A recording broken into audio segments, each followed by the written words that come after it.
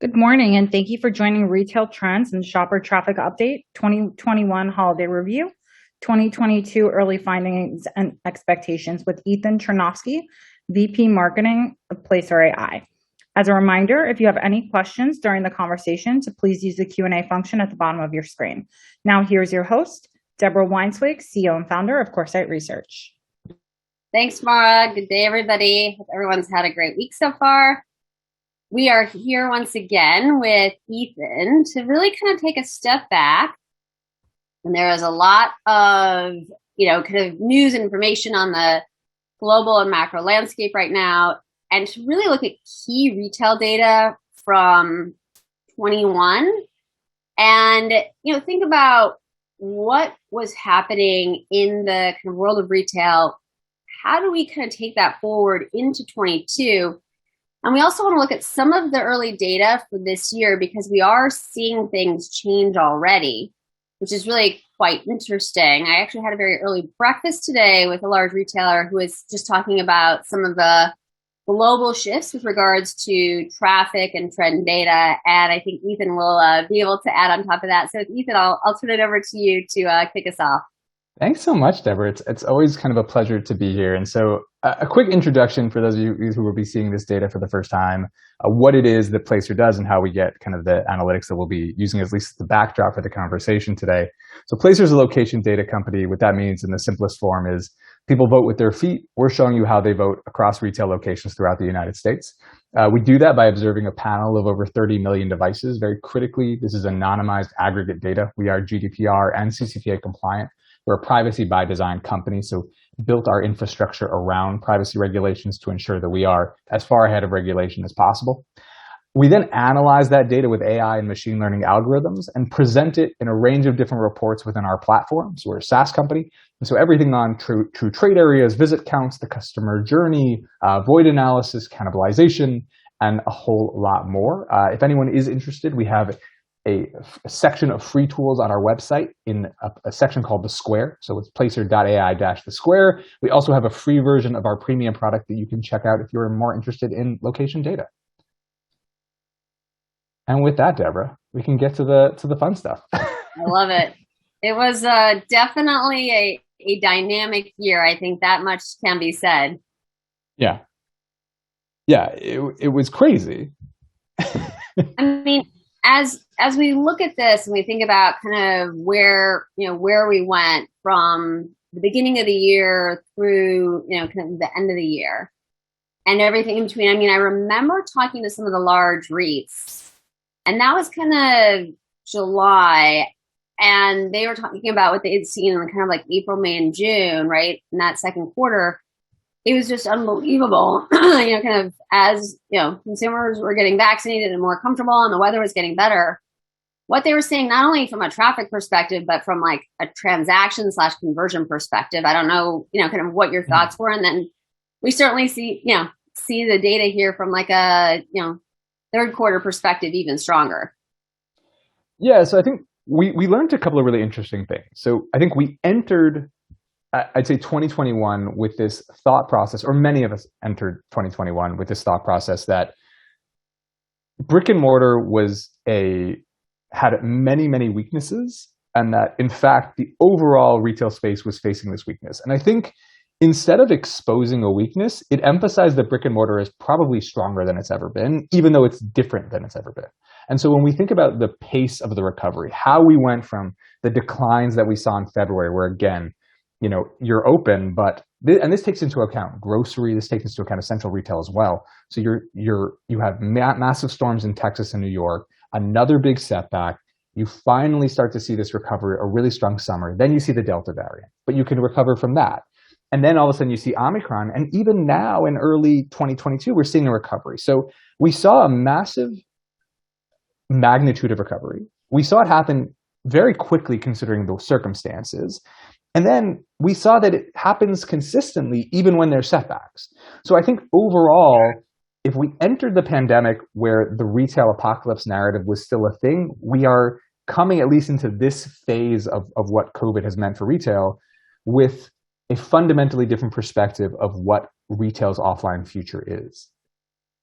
I mean, I think that, the lessons that we learned / heard from 21, if I were to kind of like boil it down, especially looking at some of this data, was number one, there was like regret right across the board for those, retailers who had closed their flagships. Mm-hmm. And secondly, there was this move from kind of, let's call it C malls.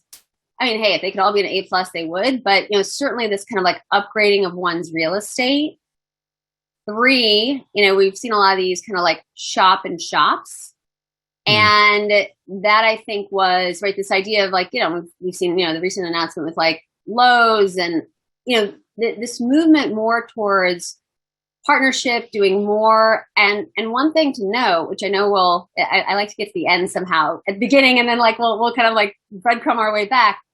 But right, in an inflationary environment, right, if we go back and look at the data, the consumer shops with less retailers. And so as a result, right, what we're seeing, and the retailers probably just got their, not necessarily even thinking about it, certainly we didn't know we'd have this kind of inflation. But, as we're starting to, see this ability to get kind of more done at a Target or a Kohl's, or we'll soon be a Lowe's, and I think that we're going to see a lot more announcements, this year around shop and, like, I don't even know if shop and shops is the right kind of, terminology. It's really more of these like partnerships and relationships. And, this idea that you can do more in a physical box or certainly in the parking lot, it really does start to change, right? The visit and the relationship that I think a consumer has with the retailer.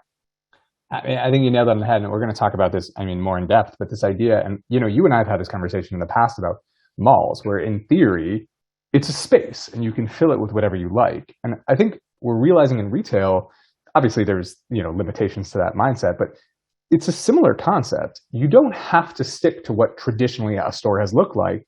And once you say that, hey, we don't have to look at this the way we always have, you can think differently about what belongs in a store. And I think that's where we're getting so many of these exciting concepts.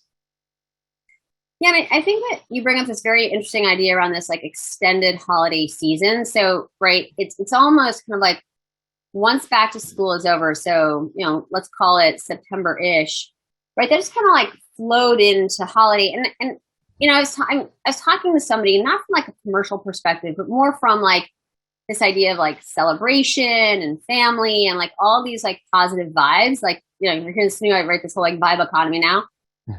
I do think it's very interesting. And I don't think, at the time I was like, this is like a 21, but I'm like, if we can go from like holiday season to holiday season, right? This is a very positive and like uplifting message. And certainly ones that retailers can capitalize upon, but the consumers also have something to look forward to, whether it's kind of that, opportunity to engage in a physical box, have it be gamified, but certainly extending the relationship, right, from the retailer to the consumer from like a year round. It's still 4 times a year, but it's almost more 4 seasons, right, Ethan, as opposed to just like 4 distinct periods of time where they're going to the mall.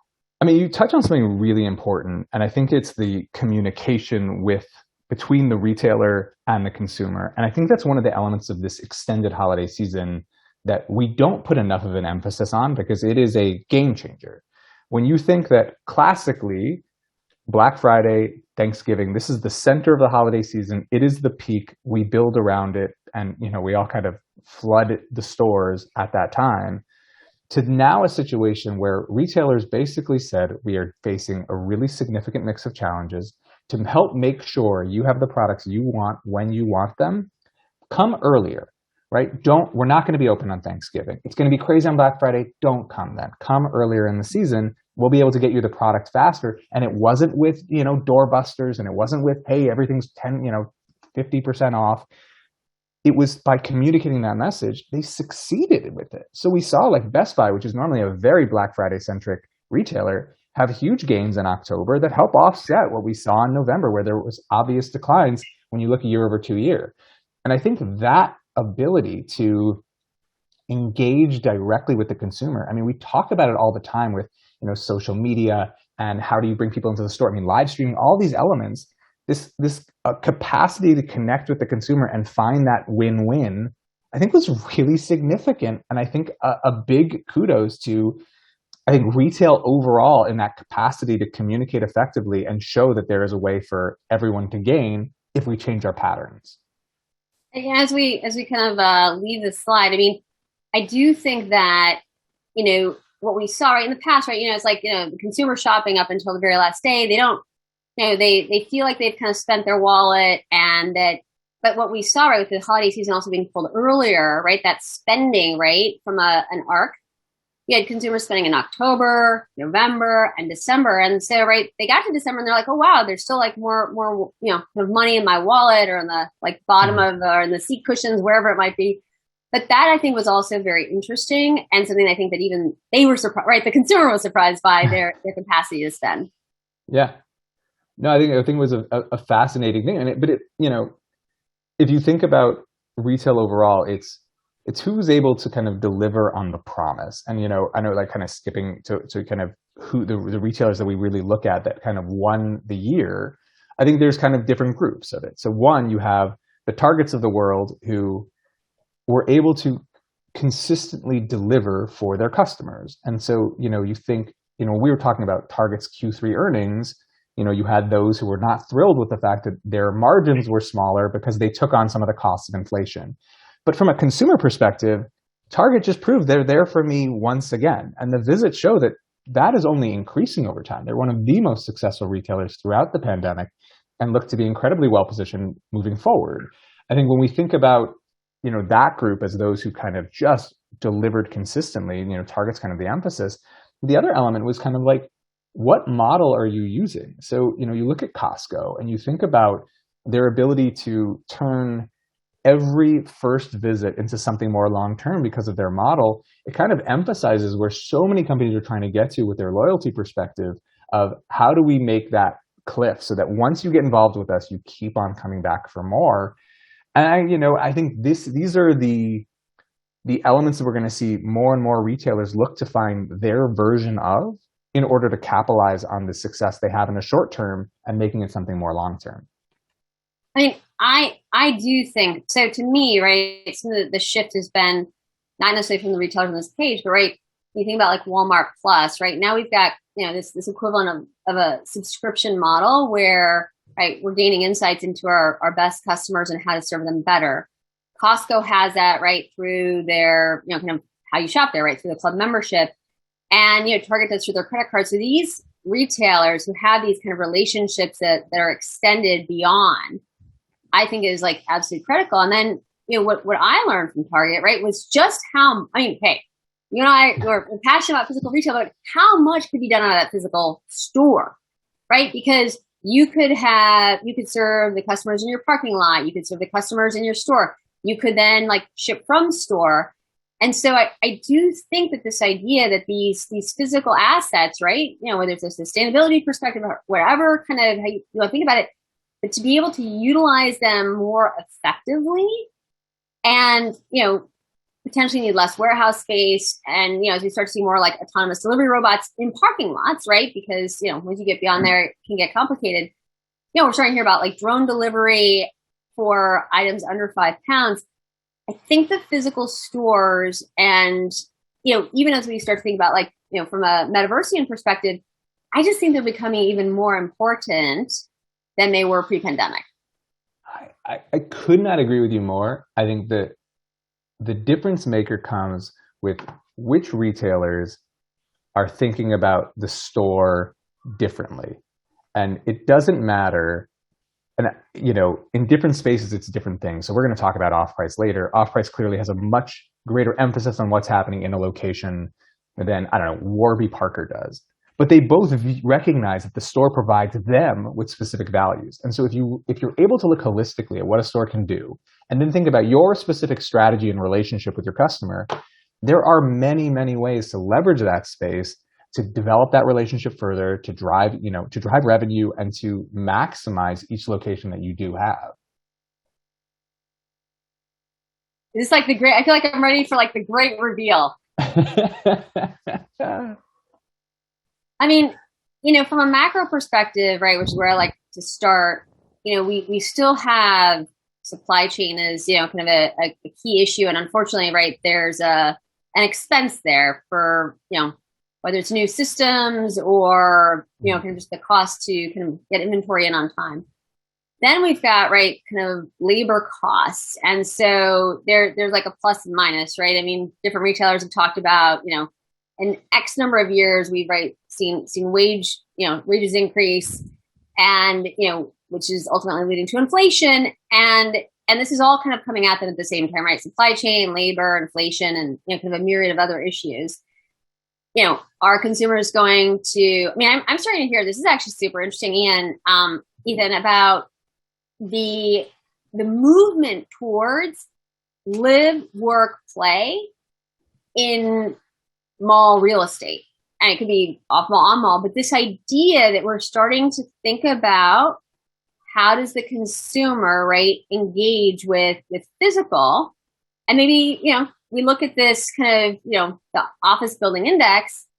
You think about that, and consumers are getting out of the house more, either they're looking for an actual, whether it's a hot desk or something at the mall or at their kind of, local strip center. But we are starting to see some really interesting changes going forward in, how they're engaging with work outside of their home. Oh, completely. And I think this is one of the most important topics to be discussed within the retail real estate space, because, I think there's two things that are interesting here. One, a lot of really smart shopping center owners and mall owners have been recognizing this trend for a long time. And that's why they're benefiting from it today, because they've been investing in it from years prior. And so conversations that we get to have, we do hear a lot about, all right, how do we understand this shift that many people are having where, if my workspace, if I'm going into the office only a few times, what does that mean for my surrounding environment? What am I now looking for my surrounding environment to provide that it wasn't providing before? If I am a retail space that is going to set aside less space for retail, what do I fill that with? And then how does residential play into that? So this idea of the space being able to provide more than traditional boundaries would have expected from it is really significant. And I think it speaks to two really important elements. One is, how adaptable are you? Right? And it doesn't matter if you're running an office building, a mall, or a retail space for a specific retailer, or even a mom and pop restaurant. If you need to be able to think about how do you set up a foundation that is flexible enough to adapt to how these environments shift. So whether that means, am I in a space that, if I'm running an office building, do I have the ability to deal with, and do I make sense for a company that's coming in twice a week? And do I make sense for a company that's coming in 5 days a week? Because if I shift and I'm only one or the other, this thing is going to bounce back and forth, and it's going to have different dynamics as we proceed. And I think that adaptability is such a key element to how we proceed within all spaces, but specifically retail ones. It's going to determine a lot of who succeeds, and who we're talking about a decade from now will be based on those who emphasize flexibility and adaptability today. I think that's really key. And Ethan, I just want to, in the chat, we have a few questions, and just before we get too far, but one of them was from Kathy. So Ethan, can you add that to that Target comment with a Walmart comparative perspective? Sounds like Walmart didn't quite have the year Target did. What did they do differently or wrong, or maybe, for brick and mortar? Walmart's amazing. I think sometimes my struggle with Walmart, and apologies for the sports analogy, is it's like talking about LeBron James, right? They're so good.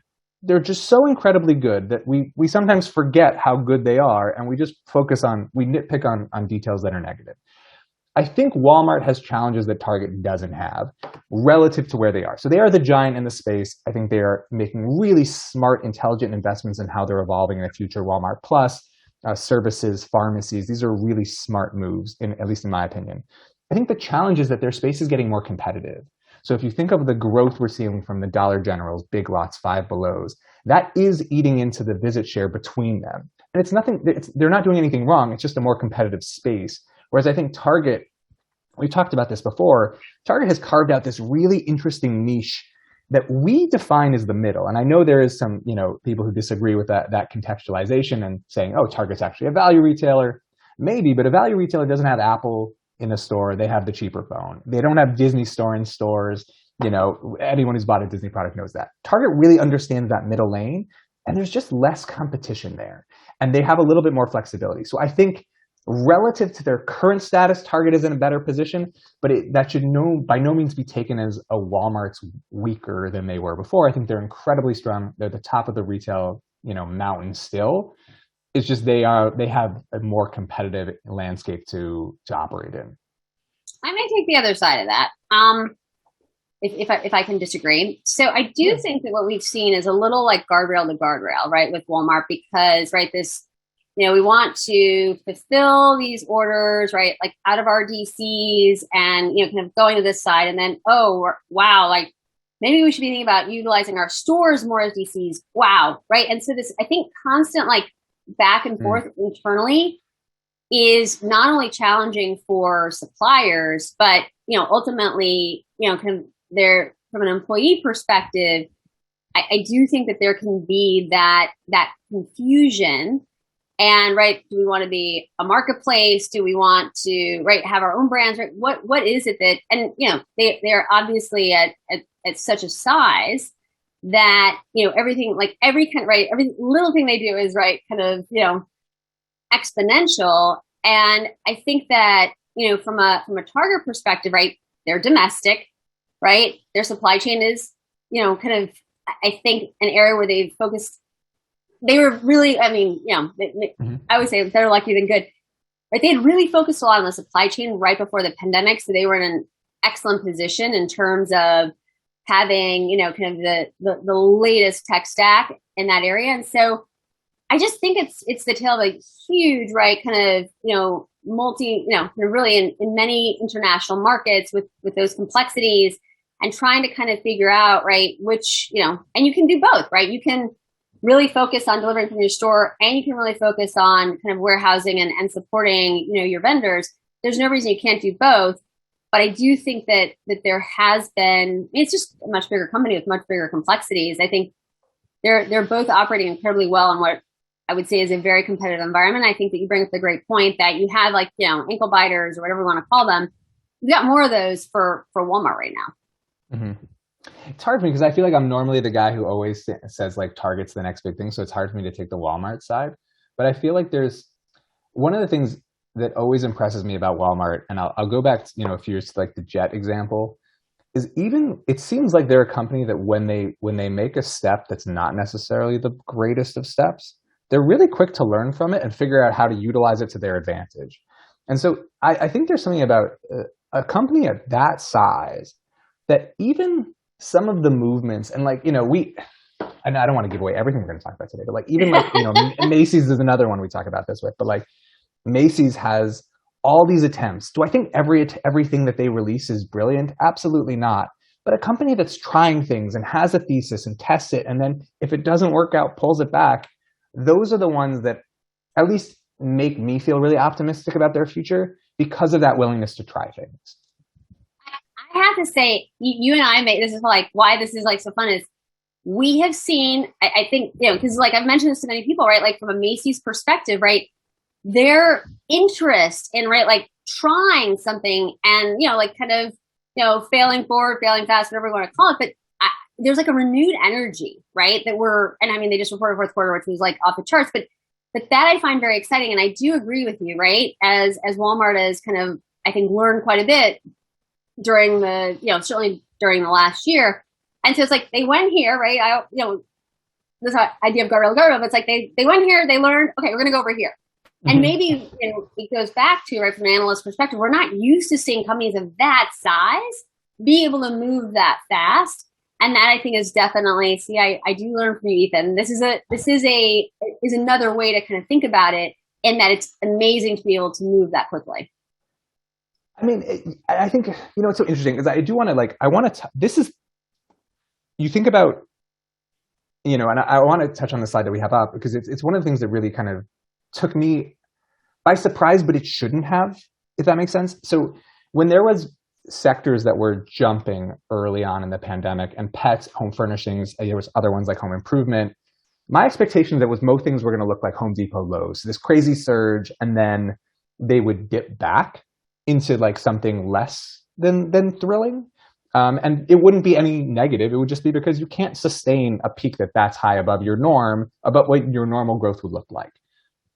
But then you think about some sectors really just saw a boost that isn't short term at all. It's part of something bigger. So if I buy a dog or adopt a dog, I have that dog now for a long time. And so the pet store that I go to get things, I'm going to keep on going to that pet store.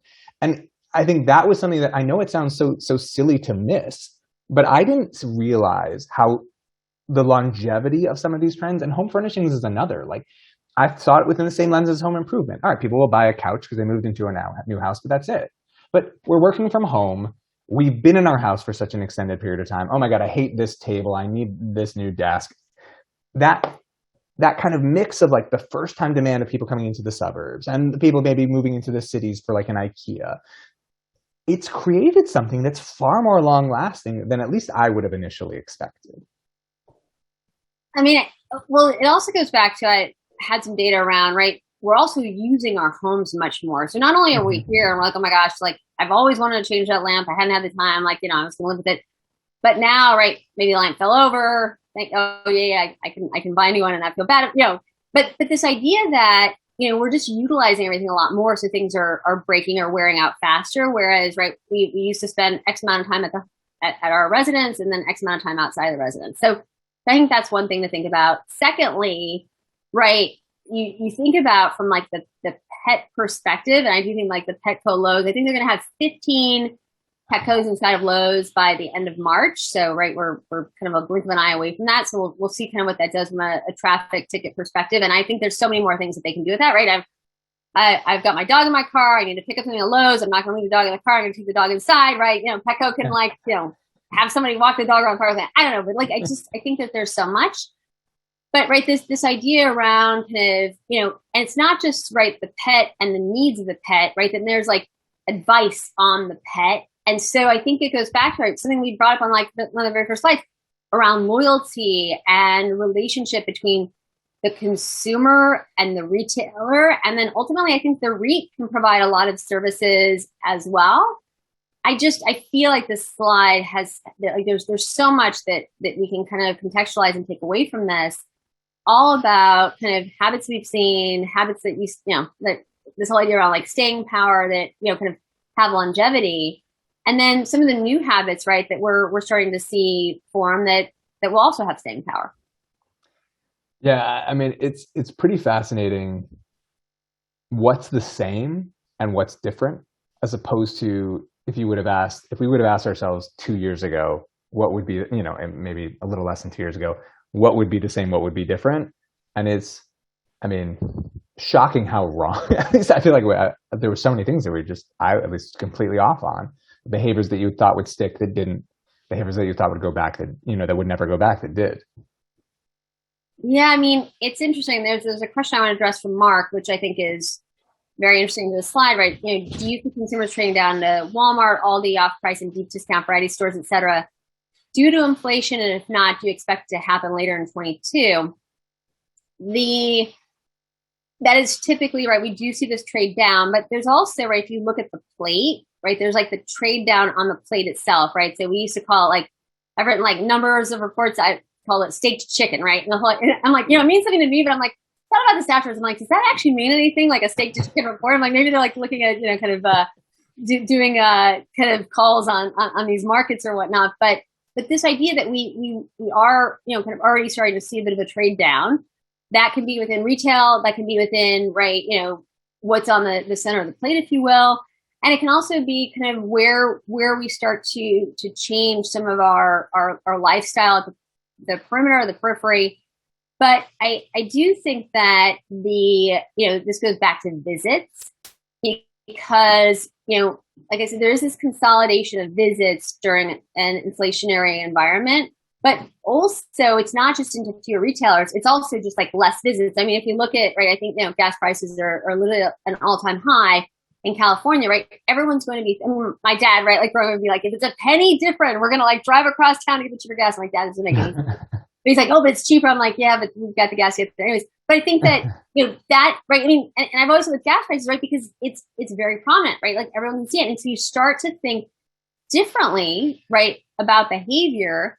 And as I think we've all, not only the retailers become more agile, right, consumers have become much more agile. So, right, they're very able to adapt right now. And so it's this trip consolidation in terms of fewer times a week, fewer kind of retailers that they're shopping with. And I think that as we look at this chart, I think it's a great one in terms of, the weekly visits to grocery stores. I think there are, definitely reasons that we're seeing, really kind of pointing the finger at inflation in this year thus far. Yeah, I mean, it's interesting because I think this idea of the trade down is fascinating. And I look at it from, in one perspective, I think there's just a really healthy market for those companies no matter what, because they do a really good job of providing value.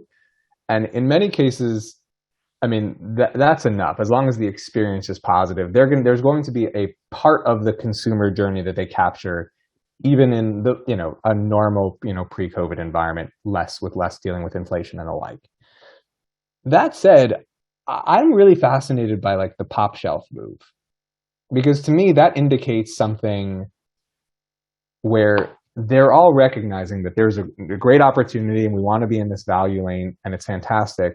But we've also got to find something else to grow because, again, the competition in this space, what the long term is, at that target lane that we discussed earlier, I think there's going to be an increasing fascination with, I don't know if it's value lane plus or whatever we end up calling it, but there is a section that is getting really exciting.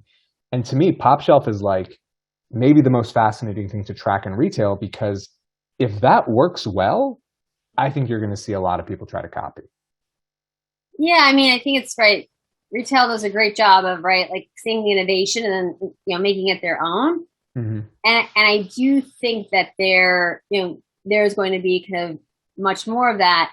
But going back to I do think that it's Lowe's Petco is like just an example of two retailers in a million years. If I were to you have those things left column, right column. It's kind of like there is no way you ever would have put those two together, right? And that I think this idea that we're kind of staying on our toes, and who may be partnering up in the future, really to reinforce each other, to grow locations, and also just from like a data perspective, right? If you think about who the consumers are and how they cross shop, I feel like we may be able to do more in our existing physical space, and this idea that will ultimately save the consumers time and money. So it's like, right, how often does everybody win?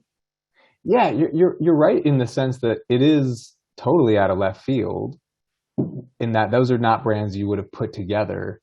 I wonder if that becomes Target and Ulta make sense together. And I think if you would have said, when you saw the news, it wasn't like, oh my God, this doesn't fit. No, it makes sense. Sephora, Kohl's, there's an interesting, you see what they're trying to gain out of it, whether you agree with the decision or not. You're right, the Lowe's Petco doesn't. And the question is that the beginning of these wilder interactions? I think the consumer is right. Like, I think there's an excitement as well. Well, I mean, hey, I'm not sure, Ethan, from your perspective, but the amount of times that during especially some of the periods of the past year is like wow, it'd be great if when I went to the grocery store, right, they can help me with my phone, right? I've got I dropped it. I'm hoping it's going to survive, and so I do also believe that we will start to see tech enter, right, higher frequency, more highly visited locations in maybe alternative ways.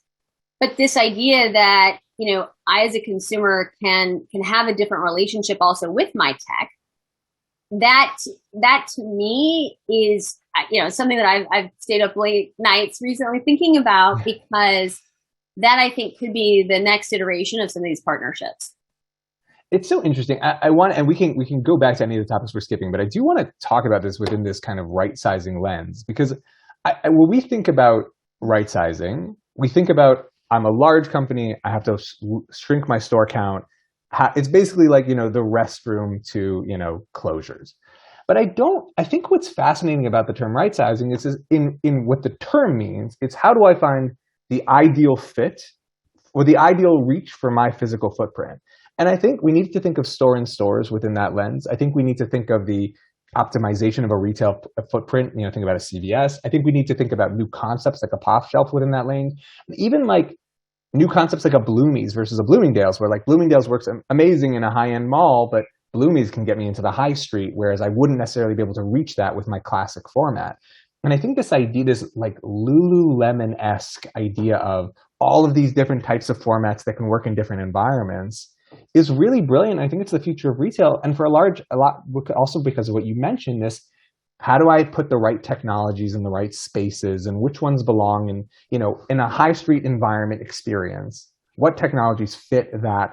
Oh, I'm walking by and now I can be pulled in versus what works in in a mall setting. And maybe it's more, how do I shop the mall? How do I make it I shop and then can have everything delivered to my house afterwards? So understanding these different experiences is, I think, going to create a really different retail environment in all of those different types of locations.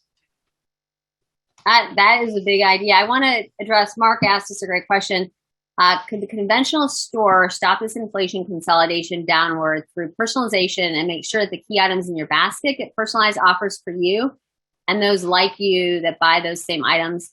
For example, diapers and baby food will not drive me, but what might keep a mom with infants from switching, et cetera, et cetera. And so how do you think about this idea around personalization, loyalty, kind of consumer engagement, and what ultimately, what's the glue? What's the stickiness factor?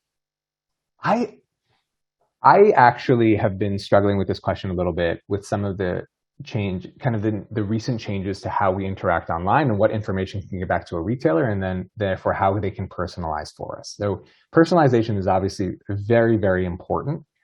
I think in my mind, and I hope this isn't cheating on this question, the most important element of personalization is following the individual across their journey.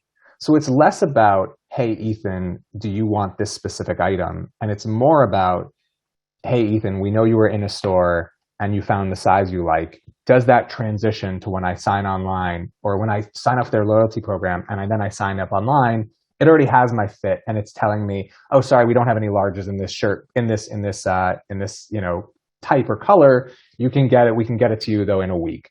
I think that's the type of personalization that at least I want. It's less about which product at the moment, especially if you have a wider array of goods, because it's so hard to understand what the customer wants at any given moment. It's much more, does the experience make me feel connected to the brand at all of those different touch points? Because when you do feel like, hey, like, look, does Target care about Ethan? I don't think so, right? Meaning they do in theory. Ethan, they care. But you know what I mean? But like, if I feel like they care, I'm all in. And I think it's I think this is part, and I have a deep obsession with Costco, and maybe this is part of the reason. There is this feeling like when Costco does something, like, Costco launches travel, people were like, all right, well, I guess I'll book my trip with Costco now. And it's because they feel a relationship with the store. And it could be something as silly as like, I hand them my membership card and they're like, oh, hello, Ethan, welcome. That kind of stuff I do think matters. And I think it's a layer of personalization, but it might be simpler than we actually think than it actually, sometimes we suppose it needs to be. That's a really kind of, I think, important aspect of all of this, because, right, there are a lot of bells and whistles, but ultimately it's really about the relationship you have with your customer. And, I think that, certainly extends and listening to them, right? I think that if in stock is important, if delivery speed is important, if, kind of new bells and whistles are important, right? Whatever that might be, but really kind of understanding that and then addressing that. And I think this goes back to, right, physical footprint, hyper local, and we're seeing a lot of changes around that. But at least what I'm seeing and like my purview is that retailers are getting much more local, right? They're trying to be much more, right? Like, even if it's not the size of your corner store, but this idea that, right, they know me, they know what I want, right? The merchandise is very tailored. And even if they don't have in stock what I want, right, they're willing to go the extra mile to do that. And so there's one more question actually I think was a great one. from our listeners, which was, are you seeing any interesting traffic trends based on migration patterns driven by the pandemic? Oh, 100%. In some cases, we're seeing, I think it was Chipotle, and we have a blog coming on this next week, that their suburban locations are doing significantly better than their city locations.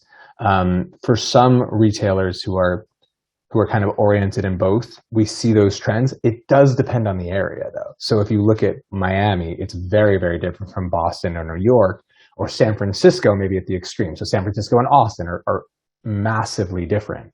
And I think the really interesting thing about these shifts are, what does it mean for employment? So for example, let's say I'm a big tech company and I'm figuring out where to open up my next office, and it was going to be San Francisco. Am I looking at Raleigh, North Carolina now?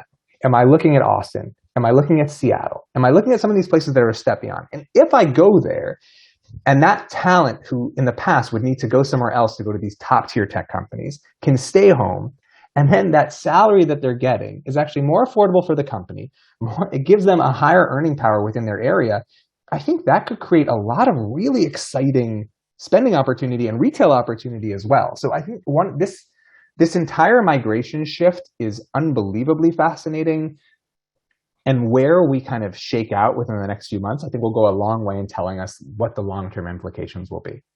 I actually think we should, once again, I want to thank David for asking that question, because I do think that there's more here, right? Because I think that most of the cities you named, right, are larger cities. Mm-hmm. What I'm saying, what I fundamentally believe to be true, is that we are seeing, these, what we would refer to, kind of in other geographies, like a second tier city, a third tier city, right? We're starting to see, whether it's kind of cost of living, ease of living, wanting to be near family, but this, these kind of changes around where people, right, like live, work, play. And then if you are looking to be the employer of choice, number one, letting people work remote, but number two, right, being in their backyard, that's like a whole game changer, right? In terms of, and then, right, I think from a reputational build perspective, that's really significant also.